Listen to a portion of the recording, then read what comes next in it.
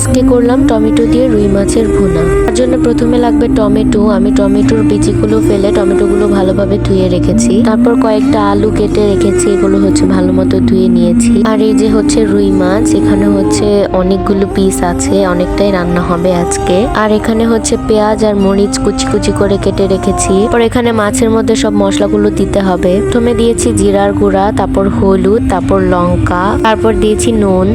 তারপর মাছগুলোকে ভালোভাবে মাখিয়ে নিচ্ছি এখানে। তারপর একটা চুলায় আমি তেল দিয়ে দিয়েছি একটা কড়াইতে। তারপরে এই যে হচ্ছে আমার ম্যারিনেট করা মাছগুলো, এখন হচ্ছে এগুলো একটা একটা করে ভাজতে হবে। আমার যেহেতু অনেকগুলো মাছ, তাই এখানে হচ্ছে সবগুলো একসাথে ধরবে না, তাই আমি দুইবার ভেজে নিয়েছি। এখানে হচ্ছে আমার বাসায় যেহেতু সবাই কড়া মাছ ভাজা খায়, তাই এখানে একটু ভালোভাবেই ভেজে নেওয়া হচ্ছে। বড় মাছ রান্নার আগে কিন্তু ভেজে না নিলে একদমই ভালো লাগে না। এই তো এখানে আমার সবগুলো মাছ ভেজে নেওয়া হয়ে গেছে।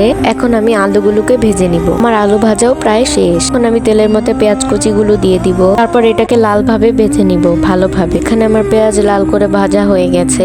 আমি এখানে পানি দিয়ে দিয়েছি, মশলা দিয়েছি সাথে। তারপর আমি টমেটোগুলো দিয়ে দিব। টমেটোগুলো দিয়ে ভালোভাবে নেড়ে দিব, ভালোভাবে নেড়ে চেড়ে দিতে হবে। তারপর কিছুক্ষণ পর আলুগুলোও দিয়ে দিব। তারপর ভালোভাবে নাড়াচাড়া দিয়ে ঢেকে দিব। ঢেকে দেওয়ার কিছুক্ষণ পর পর উল্টিয়ে নাড়িয়ে দিতে হবে, মানে খুলে খুলে নেড়ে দিতে হবে। তারপর কিছুক্ষণ পর দিয়ে দিব পানি। এটাই কিন্তু সুরা হবে, মানে ঝোল হবে তরকারির। তারপর এটাকে কিছুক্ষণ রান্না করে নেওয়ার পরে মাছগুলোকে ভালোভাবে দিয়ে দিব। যেহেতু অনেকগুলো মাছ, তাই আমার অনেকখানি সুরা লেগেছে, মানে ঝোল লেগেছে। তোমরা তোমাদের পরিমাণ মতো দিয়ে দিবা। তারপর দেখতেই পারতেছো এই হচ্ছে, মানে মাছ দিয়ে দেওয়ার পর আমি ভালোভাবে ঢেকে দিব। এটা একটু মাঝে মাঝে একটু খুলে আবার নেড়েও দিতে হবে, নইলে কিন্তু নিচে লেগে যাবে। তারপরে কিছুক্ষণ রান্না করার পর হলেই হচ্ছে তরকারি রান্নাটা কমপ্লিট হয়ে যাবে। আমার রান্না কমপ্লিট। এটা কিন্তু খেতে খুব টেস্ট হয়েছে।